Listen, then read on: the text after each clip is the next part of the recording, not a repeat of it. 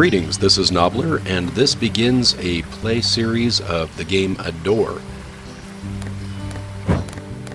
We're going to be using an existing account with about 10 or 11 hours of gameplay already invested, and I will explain the progress to date as we enter the game and it loads.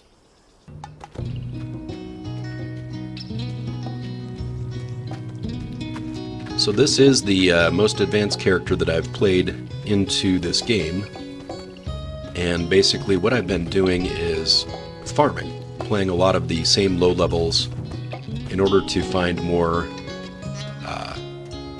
beasts or creatures to capture and test out their abilities. And what I've eventually landed on, the setup that so far I am liking. My main team here consists of Kruth, Domu, Zaya, and now I recently acquired Bodin. Part of the farming process is to get each of these creatures the right traits to boost their attacks. This is basically a DPS healing team focused on nature and beast aspects. So looking at Kruth, critical strike chance, evasion, movement speed, and maximum health. Kruth tends to take a lot of hits because he stays in combat a little longer than other pets do. And the crits and the attack speed and the movement speed all help his survivability, and the toughness just lets you use him a little more before you need to worry about healing. Next up is Domu, special ability of healing.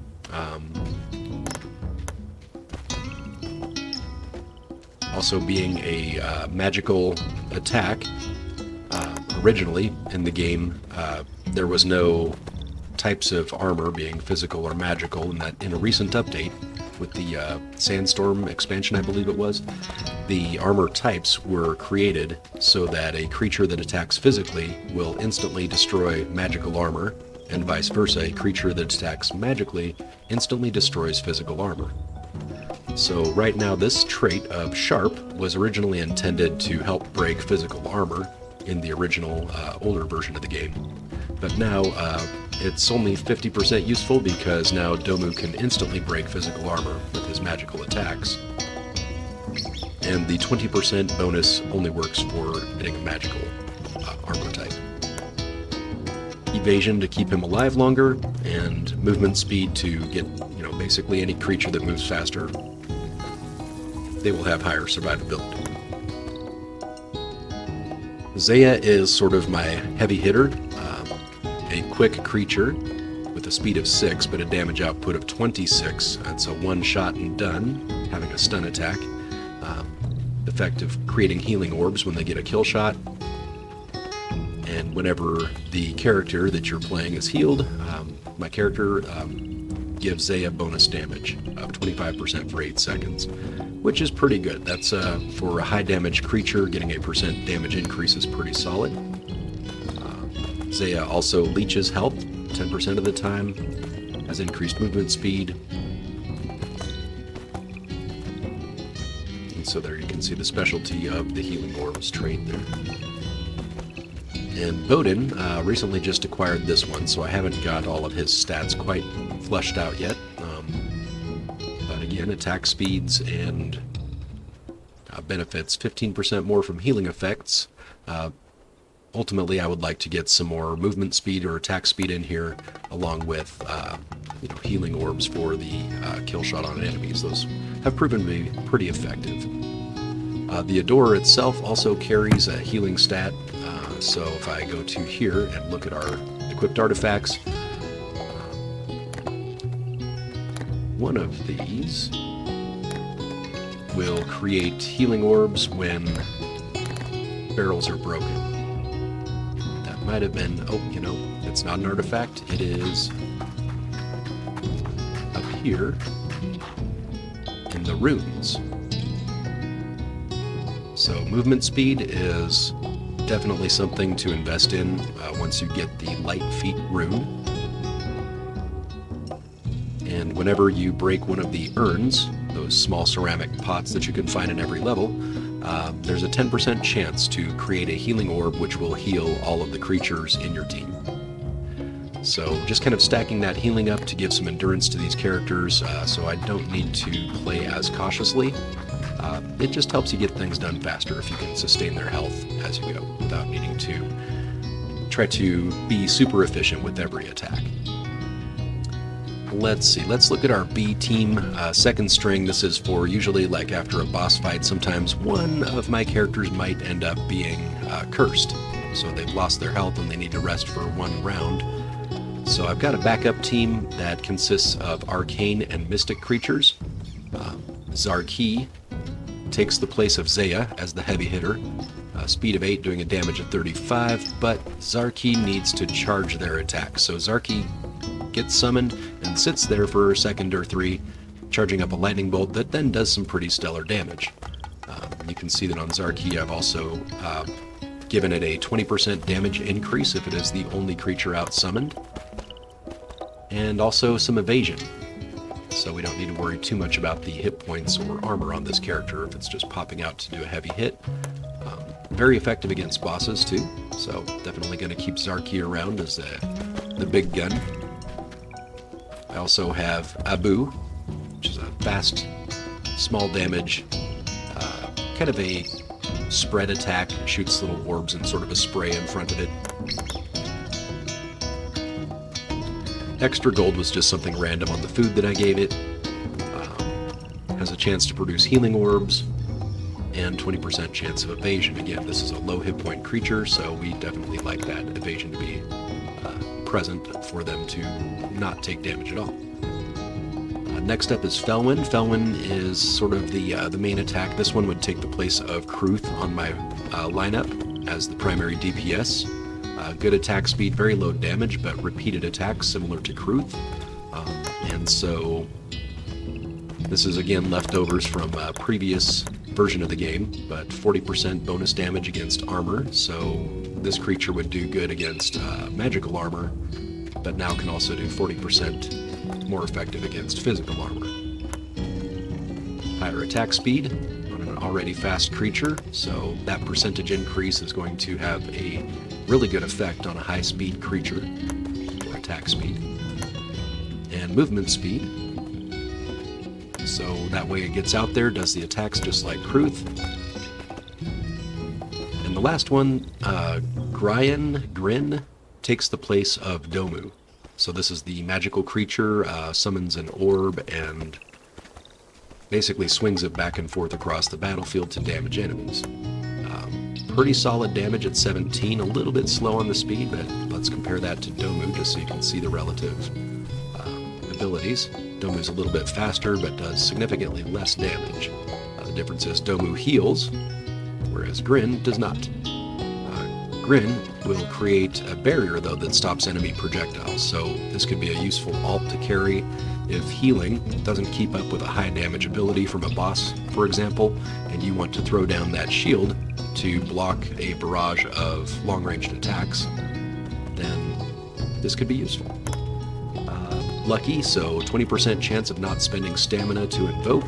This is just sort of leftover food that this creature ended up with. And healer, so if a finishing blow, 10% chance of creating a healing orb. So still going with that healing theme. Basically, the biggest difference is there's less healing because I haven't got all the stat food for the traits on my Arcane Mystic team. And of course, the fact is that we're using Arcane and Mystic creatures instead of Beast and Nature. And so part of the farming, let's go take a look at the map, is practicing for the end game. Right now, you probably don't need to focus too much into specializing your team. It might make the game easier as you go. But for example, looking in the Gaderdrick Forest, we see that there is a beast chest. So that's one way that you could collect beast creatures. However, you will not get an essence from these chests. And I don't mean the particle of Gaderdrick, I mean the beast essence that you would get if you captured a wild beast. And of course, the different types of food and the resources that they offer, some of the materials to upgrade artifacts, are all part of the things I've been farming up. expedition scrolls. Was the most recent part of the quest line that I had to advance is to complete the expedition. And so really that's been my gameplay on this character for the past 10 hours of in-game activity. Farming up keys to unlock chests, trying to explore and unlock more types of creatures, and then getting any types of mushrooms that offer the stats that I'm looking for, which hopefully won't expire until I can make them into food. So here we have an Arcane Chest. There's a chance that this might drop something that I have not discovered yet.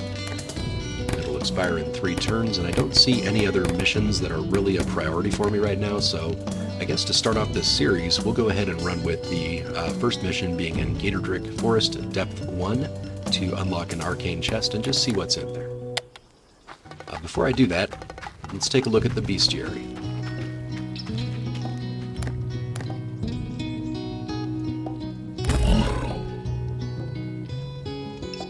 So some creatures I'm still not sure how to get them.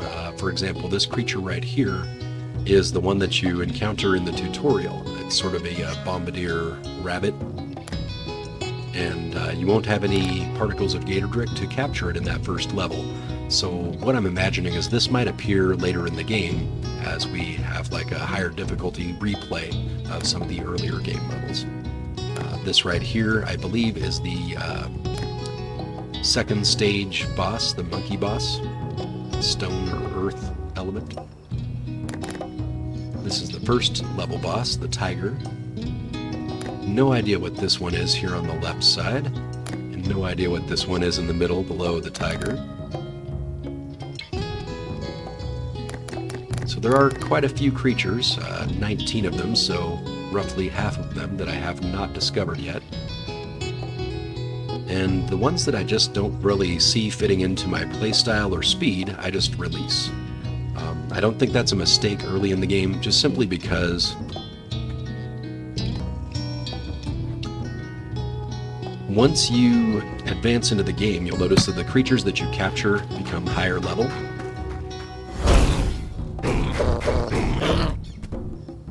And so it isn't so important to try and level up creatures that you've had since the beginning of the game. But rather think of them as stepping stones to get to the content where you could capture a higher level version of the same creatures. Just remember, those chests are likely to appear in all of the stages, and so the higher the level the stage that you are unlocking a chest in, the higher level the creature is that you'll get out of it. But right now we're just going to go ahead and run a quest to get this key, and then we'll run the other quest in Tier 1 to get the Arcane Chest.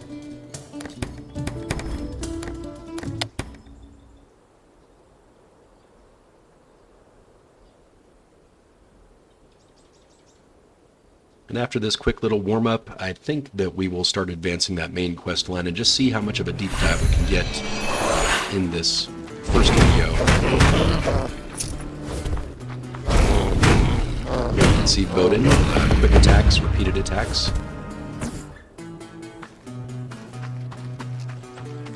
And I'm really using Bowden a lot to get him leveled up equal to the rest of the team. He's only level 2 right now, or she, probably he. The rest of the team is level 4.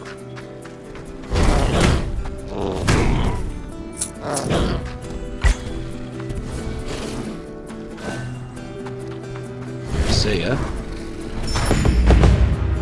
There's that healing word that she drops. And there's our key.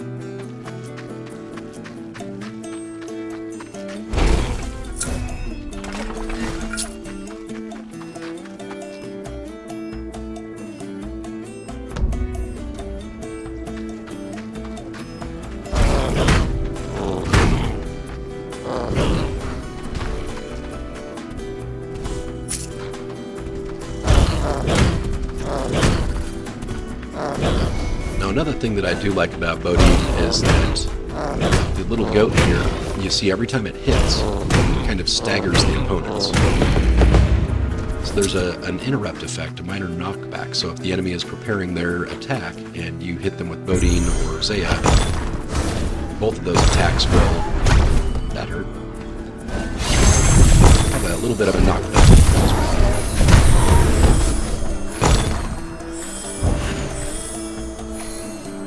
So what I did there is I sent out Zaya and got her hit twice by enemies of the same make and model. And so to recover those hit points, I summoned out Domu, whose special creates a healing field.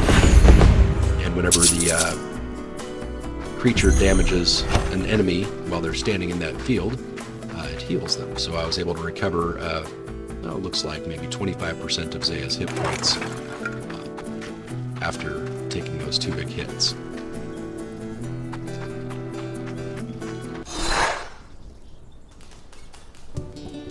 And again, just being a tier 1 zone, it's not really a big deal if your creatures take hits. I'm not trying to play seriously in this level just because it's like the first tier. It's basic.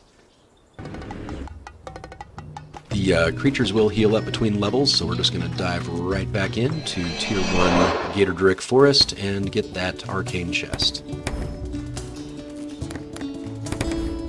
New quest offers up 2 mushrooms, a healer, and a lone wolf. Don't need those.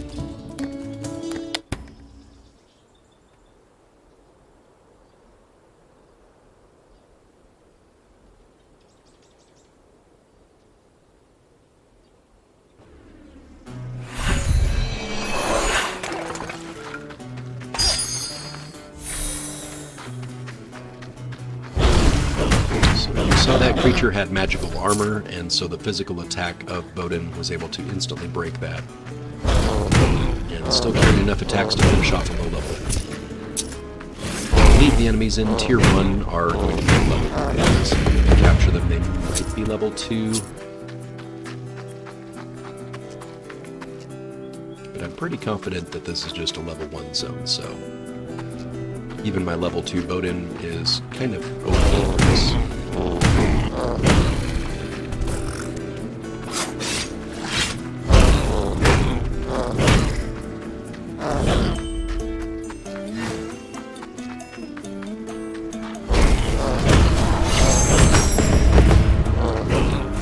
There you saw I summoned Zaya after the enemy had initiated its attack telegraph, and that was an enemy Zaya that was attacking. So the attack speed bonuses on these creatures does make a difference. It allows them to get to and launch the attack on the opponent in considerably less time than the opponent's natural attack or your natural attack would normally fire off. So I do see that attack speed and movement speed are quite possibly the 2 most important DPS stats to get for your creature's traits.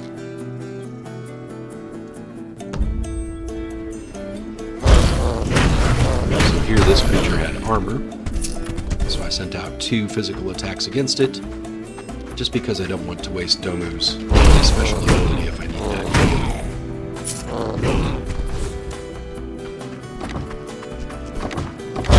And here is our Arcane Chest.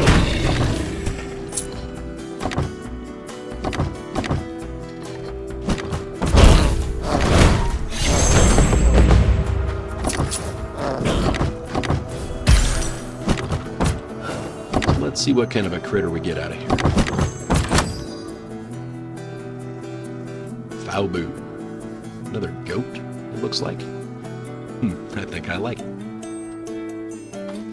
So this is a new discovery to me, so that puts us up to 21 creatures discovered out of 39.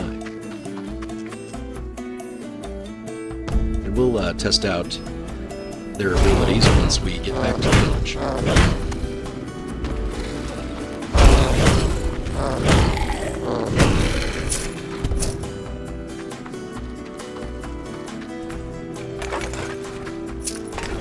So that's one technique that I like to do, is taking advantage of the enemy's attack signals. Once they've initiated their attack sequence, then casting out your creature behind them. And you can really exploit some good hits that way because the enemy's facing is going to be distracted on you.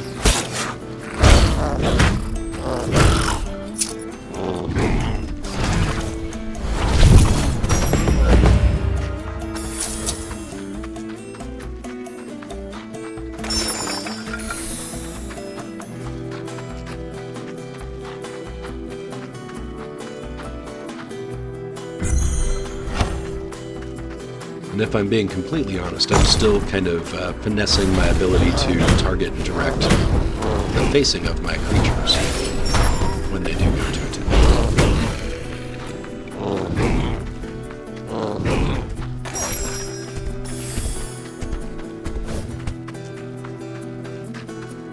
I almost wish that you could summon them a little further out, so you can change their facing, but if I click my mouse way at the far side of the map, they still only summon what appears to be maybe like 10 feet away from the summoner door.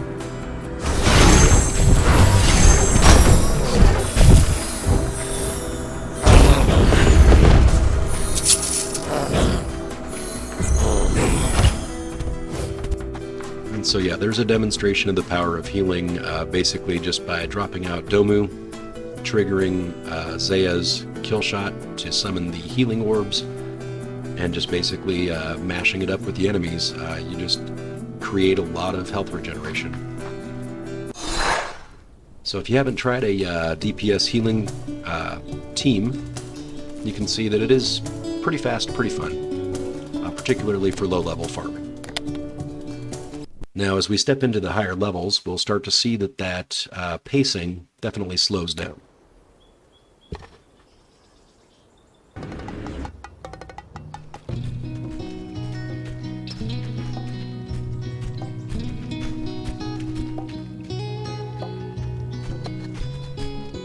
So we can see Boohoo or Bowhoo, bipedal, almost looks like a troll or something. We're going to trade out Odin, test out Fubu, Bowhoo, throws bright projectiles at its target, a shield. So this could have some good synergy with Grin, because Grin also creates a barrier. If Fubu creates a shield, let's see what that looks like. So that could mean that, okay, so every character gets a little bubble shield for the duration of that summon on the special. That could make that an effective team.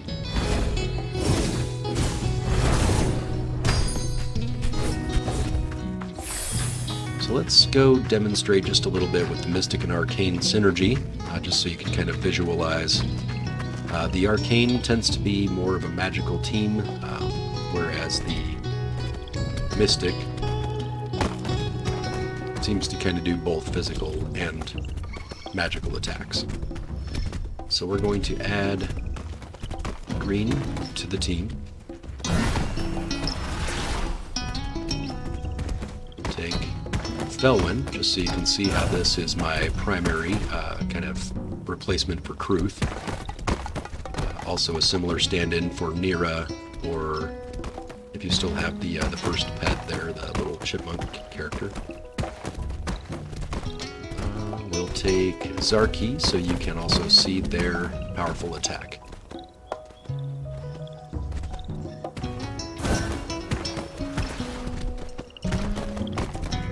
And normally in this lineup I would have Abu in the place of Fubu,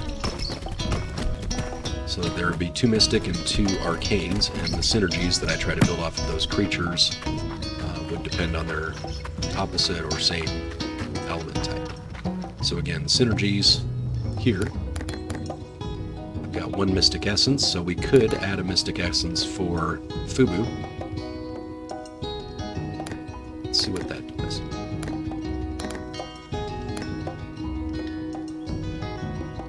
Creates an area effect damage to Fubu's attacks.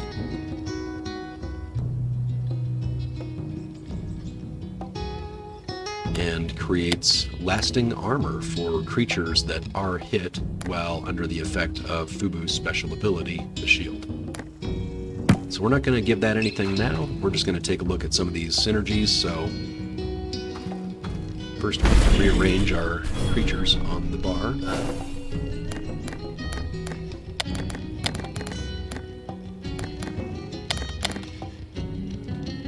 So normally what I would do for these attack combos is I would send out both left and right mouse click at the same time with this team, because Felwin will approach the enemies where Zarki will need to charge and shoot at range. So here you'll see just how messy things can get with just these two using their specials.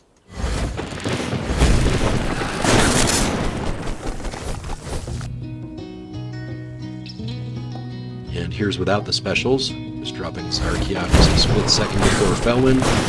So by the time that Felwin finishes their attack, Zarki's attack fires off, and you get near simultaneous damage out of that combo.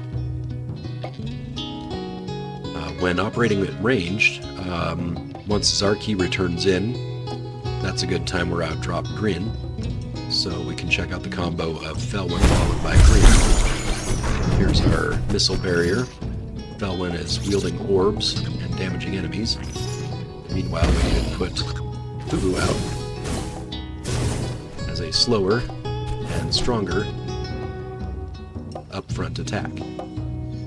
Let's see how Felwin plus Fubu does. It's a very slow character, so let's take a look at those stats again. So at a speed of 6, Fubu is not quick to get out there. Their movement speed seems really slow. Their hit points seem decent for being level 2, as compared to these other characters that are level 2 and 3. On par with Zarki for level 3 hit points, but Fubu's level 2. So a bit more tanky, a little slower. I'd say that's kind of a medium-low damage. But again, all magical types here, as opposed to the beast and nature, which are going to give you more physical attacks. So we'll keep Fubu around. I kind of like the whole horned look, and the character seems pretty solid. Definitely a good stand-in if you can afford to do slower attacks. And just as a courtesy to you viewers, I'm going to go ahead and deposit Fubu and take out Abu, so that you can see what this little purple glowing, I don't know what to call it, weasel? Fox? Is capable of doing. So just a little showcase for you all.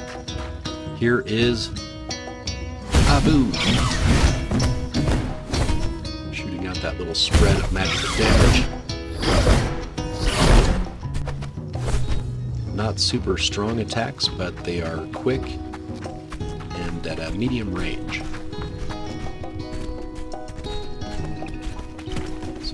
All of these creatures tucked away. We still have one more capture slot available.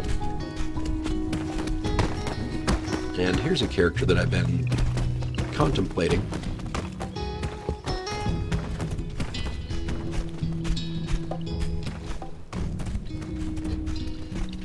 Bakis seems to be a very tanky kind of a character, though I haven't figured out how armor is implemented in this game yet.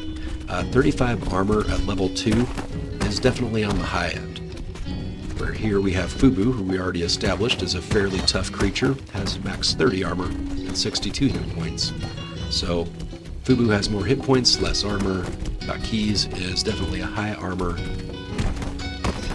type of a creature. Compared to Bodin at level 2, 25 armor. So there's a pretty good scale of diversity between each of these creatures as you play them out. Quick creatures like Nira have low armor, 21 at level 3. Zaya, 38 armor at level 4. So being 2 levels higher, Bakis has almost the same armor as a level 4 DPS creature. Kruth at level 4, 49 armor. So Kruth is a little bit more tanky, but still, in my opinion, pretty squishy. If you get Kruth into trouble, Kruth goes down pretty quick. So I'm holding on to some of these characters, like Bakis, just in the event that I might need a heavy armored character later in the game or something, because I have the room to store them. But if something cool comes up and that last slot gets filled, I'll consider unlocking more or just,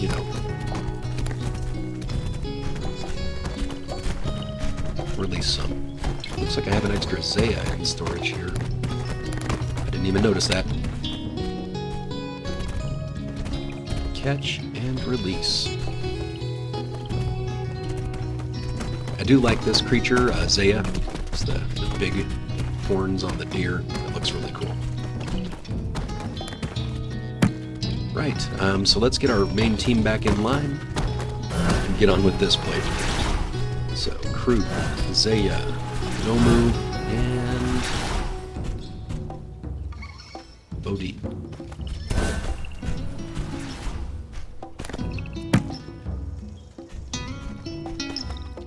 Get our lineup in the proper order. And because we're going into a higher level, I'm going to put Bodine into position 4, taking them out of the primary, and I'm going to try to use Bodine as just a quick kill shot whenever there's opportunity. But primarily, Kruth is going to be our DPS bread and butter, and Zaya will be our kill shot if there's a stronger or armored enemy. Again, Domu is sort of our reserve for healing, and Bodine will just be sort of like a opportunist in this particular video. So here we go. Currently our quest is to defeat Mikras. I need to beat 7 of them while searching for a bell. And they can be found in either Gatordrick Forest or the Kira Mountains. So it doesn't matter which zone we're doing these quests in, as long as we are hunting Nira. That's the little squirrel character, Mikra, that we encounter early in the game. So in Kiha Mountains, nothing really cool. Chest key might be useful. I don't have any of those right now, so we'll consider that. And in Gatordrick, Stage 2, nothing really useful at all. That one mushroom with a +1 healer isn't anything that I desperately need. So we're going to go ahead and run the Kiha Mountains for the chest key and see what kind of quests pop up next.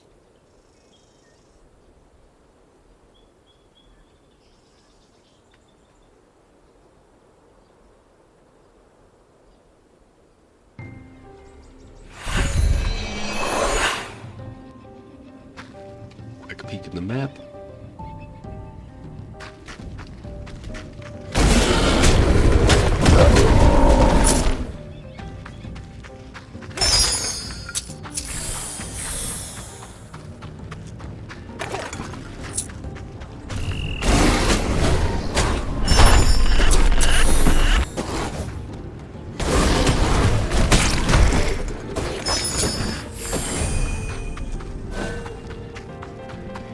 Sometimes I almost regret giving Kruth the extra attack. Kruth already stays out there for a good long time, and when you add +1 more attack to it using his nature synergy, he definitely hangs out for a while. That's alright, +1 attack for each summon is very efficient use of our summoning stamina. So I'm looking forward to see how that plays in the late game, the cost efficacy for attack. So here, we're just going to evade this.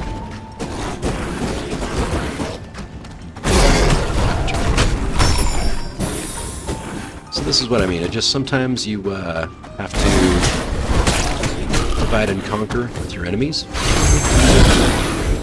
That enemy had armor, so of course I summoned my magical attack creature and rebuild that special by attacking with some of the creatures to recharge his spirit energy. So let's see, we got some berries. Let's explore down this way and see if we got anything to loot.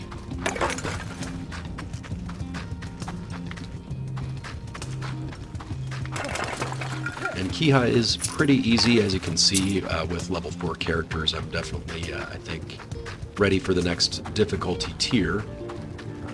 Again, just been doing a lot of farming, so the creatures are getting levels through that process.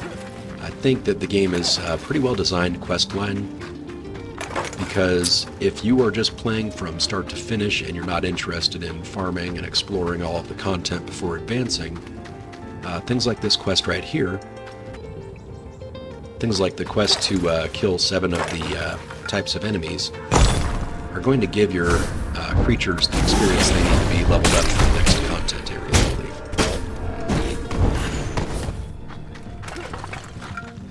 believe. So for that, I think that the leveling balance is pretty well aligned with the quests,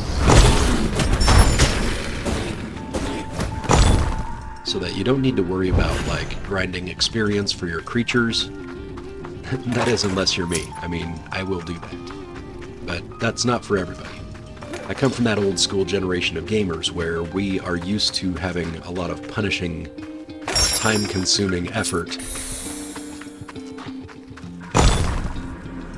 to retrieve powerful gear or to advance levels.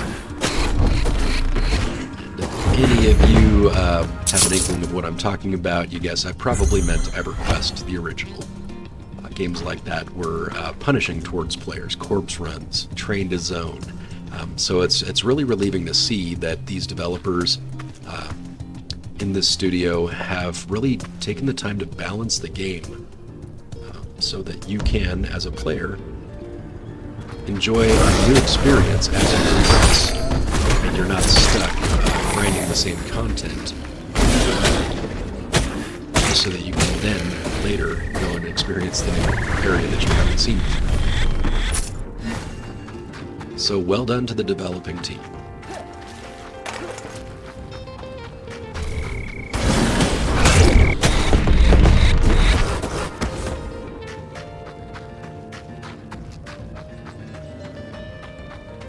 I couldn't imagine how long these levels would take if I didn't have that boost to movement speed. I recently saw in some of the community forums on Steam that people were concerned about the change in the artifacts because there was reduced character speed for your Adorer. And apparently some players weren't very happy about that due to late game taming. Apparently a strategy that a lot of people were fond of is to use their movement speed to stay out of attack range and not lose too much of their capture in progress when they're trying to capture high-level creatures. I personally haven't experienced that. As you can see, I'm quite a ways off from endgame. So just something to keep in mind if you are new to the game Adore, that it is early development, that the development team will be balancing items, abilities, enemies, all those little details, fine-tuning this game to provide challenge and fun. And so, of course, that means that if we get used to one of the early stages of the game, you know, the alpha, beta, any test realm type modifications that occur, you know, we can't expect those to be lasting.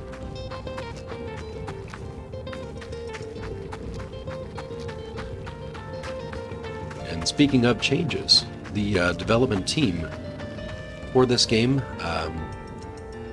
CADABRA Studios, if I recall.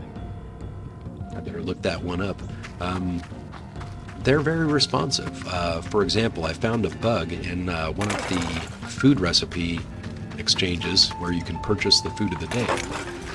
And so I sent that information into the development team, and they immediately replied and said, "Oh yeah, hey, thanks." And they are working on that fix. So they're active, definitely working towards that full version, that full release, and they really do respond to, you know, your comments, reports. So if you decide to play,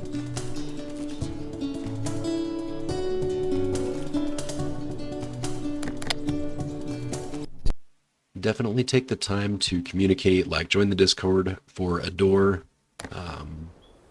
chat in the community forums on Steam, and just let them know how you think about the game. So we haven't found any more Mikras. Let's see what kind of runs that we have available at this time. Healing mushrooms still. Another key. Ladybug with a leech effect. Beast chest. Tough firefly.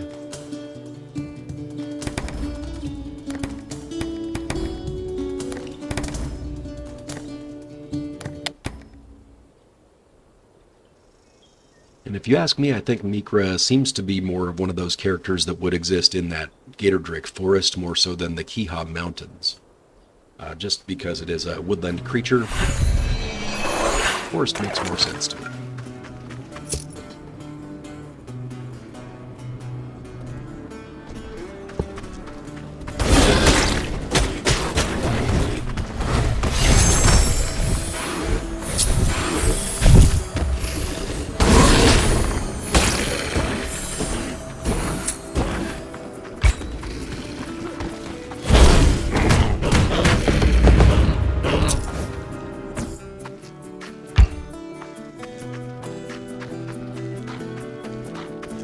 So I am feeling a little better with that. Having those 2 keys in supply means that if we do happen to find any quest levels with a chest in them, we'll be prepared to unlock those. And hopefully get another creature that we haven't discovered yet. Yes, that means I am a collector type gamer. I don't try to get 100% achievements in everything. That really depends on the game itself. In the game, I do enjoy having a certain theme, progressing along a certain avenue, specializing in talents, elements, things like that.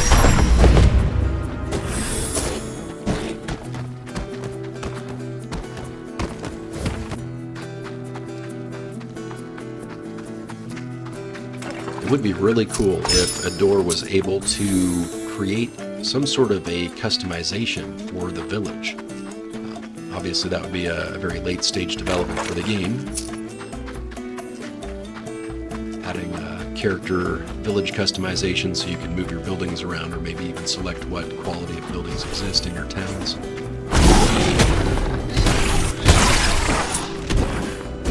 But for right now it's just a progressive unlock to a static village entity. Oh, they got crew.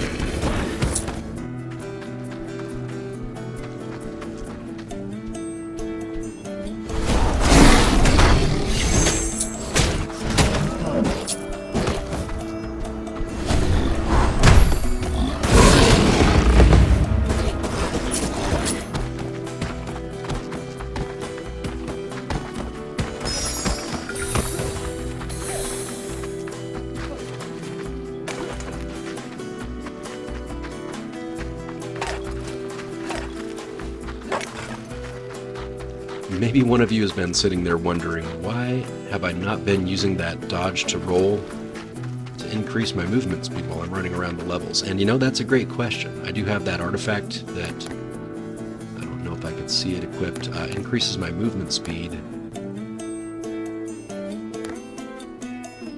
after I dodge.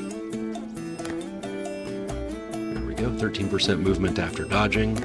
And whenever I pick up one of my creatures as an orb, that also increases my movement speed. So more incentive to hammer that R button to recall all of my creatures, just for a little boost into movement speed.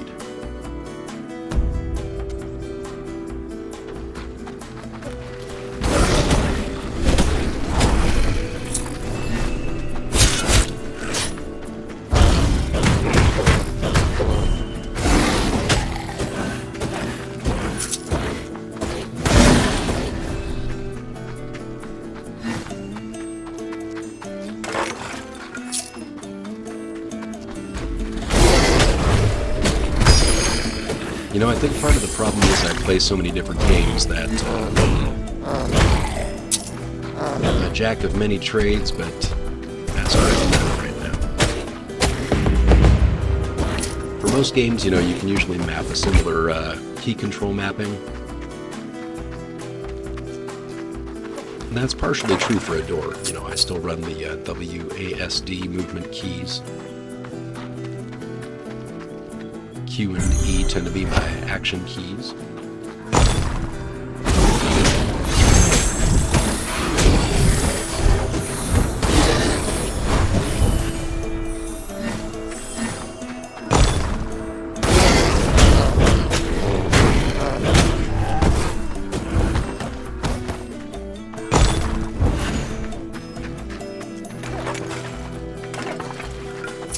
would also be nice if in the zones we could have multiple quests available in our journal that's displayed on screen.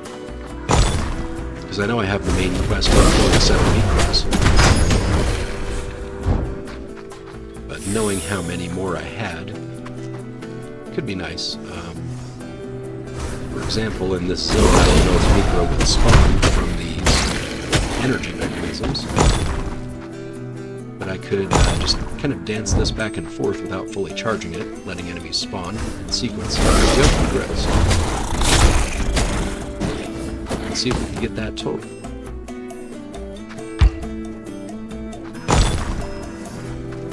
So this a little bit until I know for sure that we've got 7 micras. That's at least 3. Have you been paying attention? I haven't.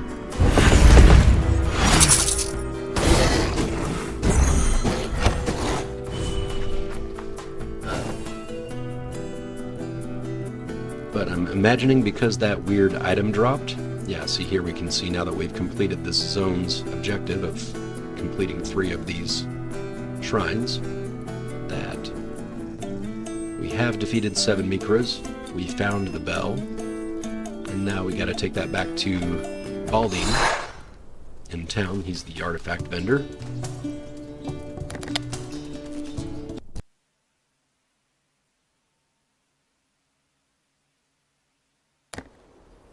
Yeah, if you find yourself in my situation where you've already grinded a few levels up on your creatures and kind of explored and farmed a lot of resources already, you could expedite this quest just by going to a zone that has those shrines that you can stand on, and enemies will spawn continuously until the shrine is completed. Just use that to get the micras to appear, and you'll hit your 7 tally in no time.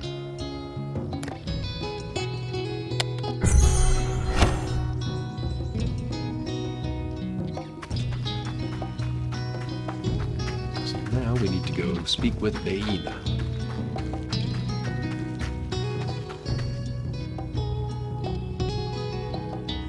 Oh, that's Baina. Baina must be the food vendor? Yes.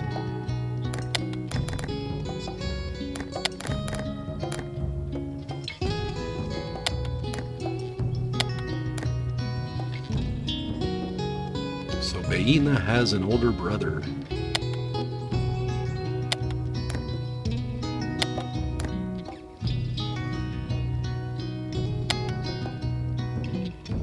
Meat stew with mushrooms and fruits. I wonder if that will be significant.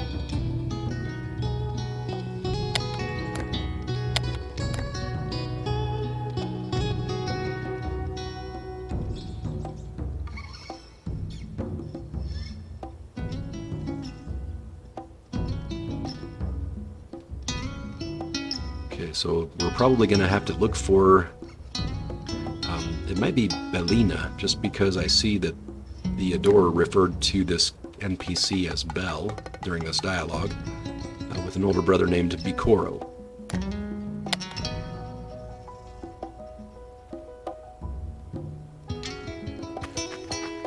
And I think that will be a good objective for the next video. I hope to be uploading once a week as we play through the game Adore. Just to see current content, full playthrough of that quest line. So I hope you enjoyed watching this video, possibly learned a trick or two, and maybe had a laugh watching me play poorly as I'm trying to talk and play at the same time. So we'll see you next week. Stay tuned.